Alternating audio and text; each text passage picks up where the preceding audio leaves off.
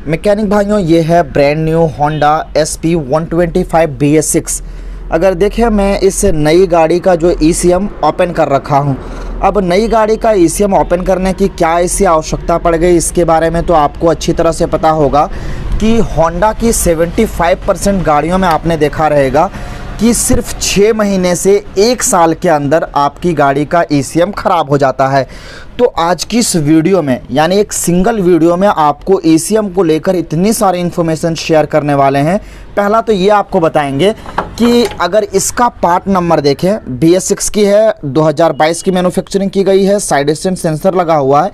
इसका part number अगर देखें DA1 है और इसका पार्ट नंबर अगर देखें तो D22ID लिखा हुआ है। तो पहला तो ये कन्फ्यूज़न क्लियर करेंगे कि क्या अलग अलग पार्ट नंबर के ECM को एक गाड़ी में ऐड कर सकते हैं या नहीं। दूसरे इस चीज़ के बारे में बात करेंगे कि ACG स्टार्टर जिस गाड़ी में इनबिल्ड होता है, बिना सेल्फ मोटर वाली गाड़ियां होती है, उसका ECM इतना जल्दी ख़राब क्यों होता है। तीसरा इस चीज़ के बारे में बता करेंगे कि ECM हमारी गाड़ी का ख़राब है या सही, बिना दूसरा ECM लगाए कैसे चेक करेंगे। क्योंकि अभी अगर इस ECM का प्राइस देखा जाए तो 6 से 6,500 रुपये का आएगा। तो हमारे मैकेनिक भाई इसे अपने गैराज में नहीं रख पाते हैं, इसे दूसरी गाड़ी से लगा के चेक करना पड़ता है। तो बिना ECM लगाए कैसे चेक करना है, इंटरेस्टिंग रहेगा वीडियो देखना। और ECM ख़राब हो जाए तो क्या क्या ऐसी आपको परेशानियों का सामना करना पड़ेगा, सारी चीज़ें बताएंगे। क्योंकि अगर गाड़ी देखें, हमारी एकदम ब्रांड न्यू गाड़ी और इसके अंदर जो समस्या उत्पन्न हुई है ECM की खराबी को लेकर, तो ECM अगर ख़राब है आपकी गाड़ी का, बिना किसी से कोई हेल्प किए, बिना कोई रिक्वेस्ट किए, 5 मिनट के अंदर आप पता कर सकते हैं कि ECM हमारी गाड़ी का सही है या ख़राब। बने रहें वीडियो में। चलिए एक एक प्रोसेस को, एक एक स्टेप को टेस्टिंग के साथ शुरू करते हैं। सबसे पहले इस चीज़ को समझते हैं कि किसी भी बाइक का या स्कूटर का ECM अगर ख़राब हो गया तो आप कैसे पता कर सकते हैं कि हमारी गाड़ी का ECM ही ख़राब है। क्योंकि ACG स्टार्टर में सबसे बड़ी जो समस्या होती है कि जैसे ही आपकी गाड़ी का ECM ख़राब हुआ, या फिर काफ़ी सारे केसेस में देखने को मिलता है कि फ्यूल पंप आपकी गाड़ी का काम करना बंद हो जाता है। और होंडा की गाड़ियों में जो फ्यूल पंप डिज़ाइन किया गया वो 3 फेस का है और 3 फेस पंप को वर्क करवाता है ECM। तो काफ़ी समय जब फ्यूल पंप काम नहीं करता है तो हमारे मैकेनिक भाई ये समझते हैं कि गाड़ी का ECM ख़राब हो चुका है। बट वह एक रॉन्ग मेथड है जब तक कि टेस्टिंग कर नहीं आला जाए। तो टेस्टिंग का मेथड क्या है वो मैं आपको बताता हूं कि टेस्टिंग कैसे किया जाता है कि ECM हमारी गाड़ी का ख़राब है या सही है। चलिए उस चीज़ को मैं आपको बताता हूँ। ECM को ख़राब साबित करने से पहले यहाँ पे जो फ्यूल पंप का 3 फेस कपलर है, इसे हम इस प्रकार से बाहर निकाल लेंगे। 3 फेस पंप में आपको 3 वायर इस तरह से देखने को मिलेगा। ECM को ख़राब साबित करने के लिए सबसे पहले आपको इस तरह से एक मल्टीमीटर का उपयोग करना है। 20 वोल्ट पे मल्टीमीटर को सेट करेंगे और ये देखेंगे कि इस 3 फेस पंप को वर्क करने के लिए ECM 2.5 से 3 वोल्ट का जो DC वोल्टेज है वो भेज रहा है या नहीं। अगर यहाँ पे इसका रेफरेंस वोल्टेज आ रहा होगा इसके पंप को वर्क करने के लिए, उसके बाद भी गाड़ी के अंदर स्पार्क जनरेट नहीं हो रहा होगा, तो उस केस में भी ECM ख़राब माना जाता है। कैसे, वो मैं आपको बताता हूँ। किसी भी गाड़ी में लगे कि ECM ख़राब है, एक वायर 3 फेस के फर्स्ट वाले वायर पे लेंगे, दूसरे वायर को ग्राउंड ऐड करेंगे और चाबी स्विच को ऑन करेंगे। जैसे ही चाबी स्विच ऑन करेंगे तो यहाँ पे आपको इनपुट वोल्टेज 2 से 2.5 वोल्ट का जो मैंने वोल्टेज बताया है वो आपको दिख रहा होगा। फिर से ऑन करके दिखा दीजिए, ये देखिए 2.5 वोल्ट। फिर आपको सेकंड वाले वायर में, तीनों वायर में सेम वोल्टेज दिखना चाहिए, ये देखिए 2.5 वोल्ट। फिर तीसरे वाले वायर में, तीनों में अगर एक में भी वोल्टेज ऊपर नीचे है तो फिर आपकी गाड़ी का ECM ख़राब है। पहले स्टेप में ये आपको चेक कर लेना है। फिर क्या करना है, आपको स्पार्क चेक करना है। स्पार्क को चेक करने के लिए आपको 3 फेस पंप का जो कपलर निकाले हैं इसे आपको लगा देना पड़ेगा। अगर ये कपलर खुला रहा या इंजेक्टर का कपलर खुला रहा तो उस कंडीशन में आपकी गाड़ी के अंदर स्पार्क जनरेट नहीं होगा। अगर एक साथ ये सारी चीज़ें प्रॉब्लम आपके एक साथ क्रिएट करें, जैसे आपका स्पार्क प्लग में करंट नहीं आ रहा है, साथ ही आपकी गाड़ी का फ्यूल पंप नहीं चल रहा है और उसके साथ भी अगर आपकी गाड़ी का सेल्फ काम नहीं कर रहा है, तो उस केस में आपकी गाड़ी का 100% ECM ख़राब है। स्पार्क चेक करने के लिए कैप को ओपन करेंगे और डायरेक्टली स्पार्क चेक करेंगे। स्पार्क को चेक करने के लिए सेल्फ का कभी उपयोग नहीं करेंगे, कोशिश करेंगे कि किक का उपयोग करें, क्योंकि काफ़ी समय सेल्फ के अंदर प्रॉब्लम होता है और उससे हम लोग ECM को ख़राब साबित नहीं कर सकते। चलिए किक का उपयोग करते हैं और आपको दिखाते हैं। ये देखें, जैसे किक का हम उपयोग कर रहे हैं, स्पार्क काफ़ी तेज़ी गति से हो रहा है, यानी 2 चीज़ें हमारी गाड़ी का एकदम क्लियर हो गया। तीसरा स्टेप क्या है चेक करने का, चलिए कुछ ही समय में आपको बता देते हैं। फिर हमें क्यों है कि इसके अंदर दूसरा पार्ट नंबर का ECM ऐड करेंगे और देखेंगे दूसरे पार्ट नंबर से हमारी गाड़ी स्टार्ट होती है या नहीं, वो काफ़ी इंपॉर्टेंट रहेगा देखना। काफ़ी सारे मैकेनिक भाई इस चीज़ को लेकर कंफ्यूज थे। तीसरा जो स्टेप होता है ECM को चेक करने का, वो है इनपुट और आउटपुट बेसिस।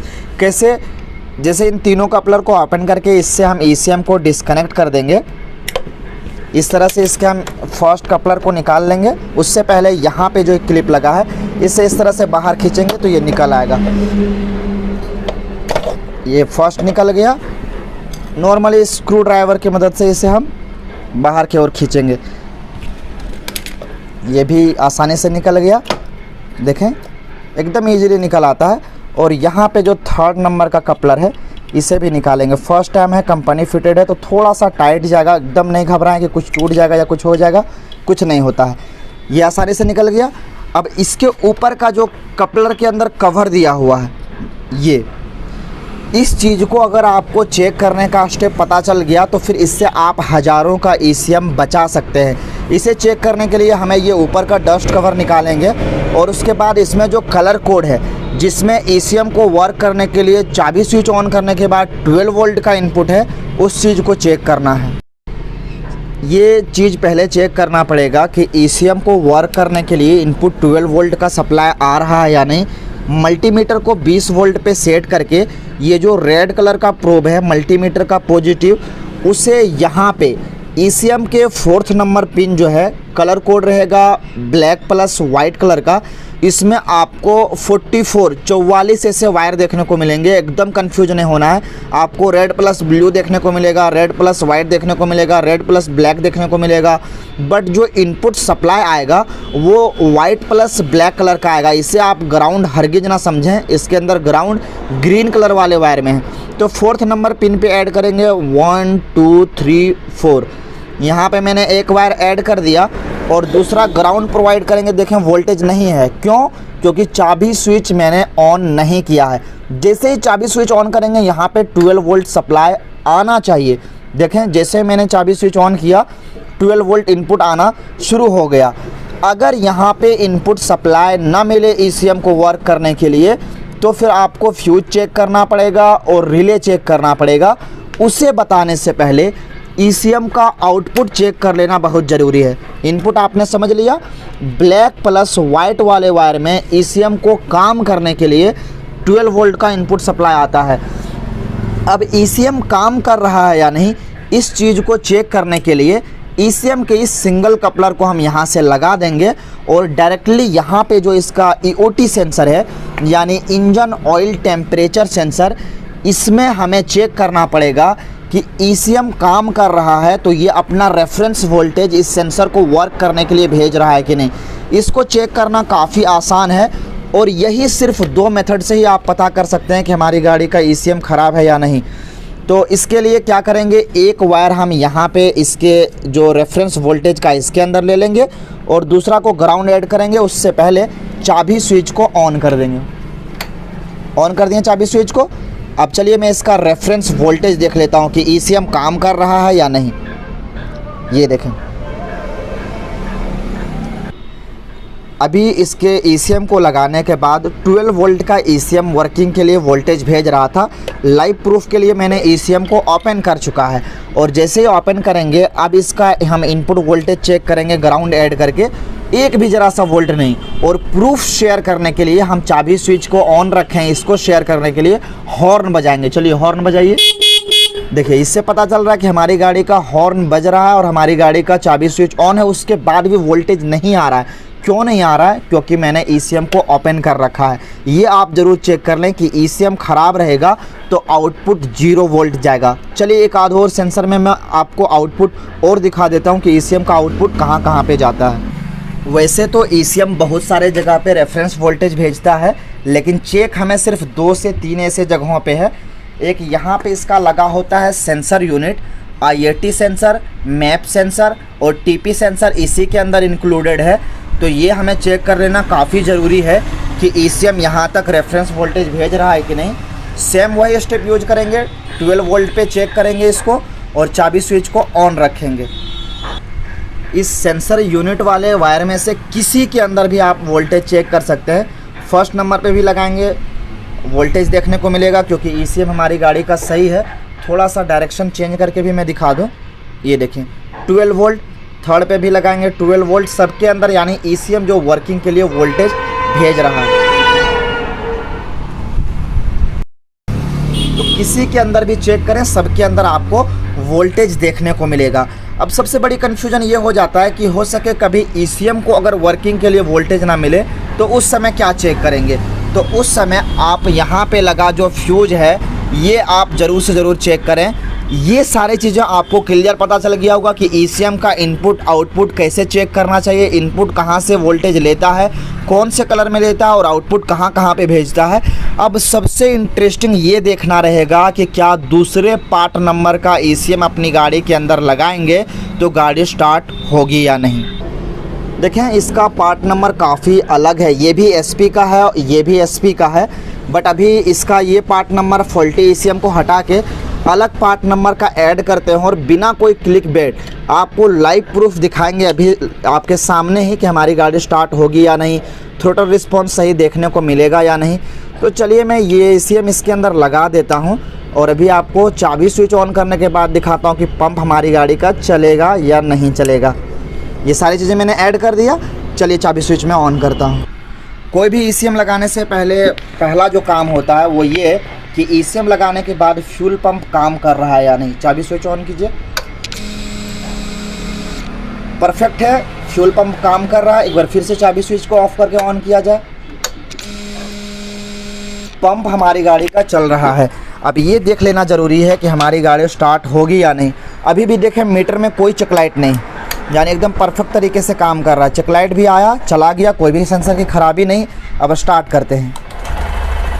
सिंगल सेल्फ में गाड़ी स्टार्ट है, दूसरे पार्ट नंबर से भी आप गाड़ी को स्टार्ट कर सकते हैं। ना कोई की पैरिंग, ना कोई आपको जो है ECU को रीसेट करवाने की, पैर करवाने की कोई ज़रूरत नहीं। लाइव प्रूफ मैंने दिखाया। दूसरे पार्ट नंबर का ऐड करके भी आप थ्रोटल रिस्पॉन्स चेक कर लें।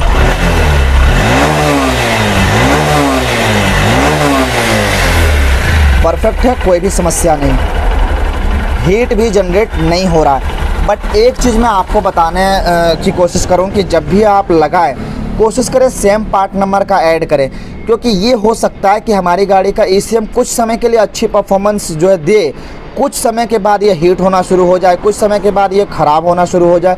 तो कोशिश करें सेम पार्ट नंबर का ऐड करें ताकि लॉन्ग लास्टिंग चले, कभी भी कोई बीच में खराबी ना हो। दोस्तों उम्मीद करते इस वीडियो से आपको विभिन्न प्रकार के अलग अलग प्रॉब्लमों का सल्यूशन आपको इस सिंगल वीडियो में मिला हो और ECM को लेकर जो भी कन्फ्यूजन था सारे मैंने कोशिश किया सॉल्व करने की। चलिए फिर मिलेंगे नेक्स्ट वीडियो में कोई अच्छी से टॉपिक लेकर। अगर इंटरेस्टिंग लगी हो वीडियो तो ज़रूर मैकेनिक भाइयों तक शेयर कीजिए, वीडियो को लाइक कीजिए, चैनल को सब्सक्राइब कीजिए ताकि पर डे इसी तरह से टेक्निकल और हेल्पफुल वीडियो लाता रहूँ। चलिए वीडियो को एंड करने से पहले सिंगल टाइम स्टार्ट कर लूँ।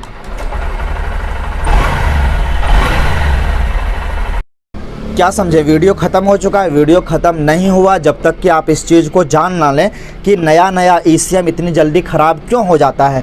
तो ECM के ख़राब होने के 3 बड़े कारण हैं। सबसे पहला, यहाँ पे लगा जो ACG स्टार्टर है उसके अंदर अच्छे से कवर ना किया जाना।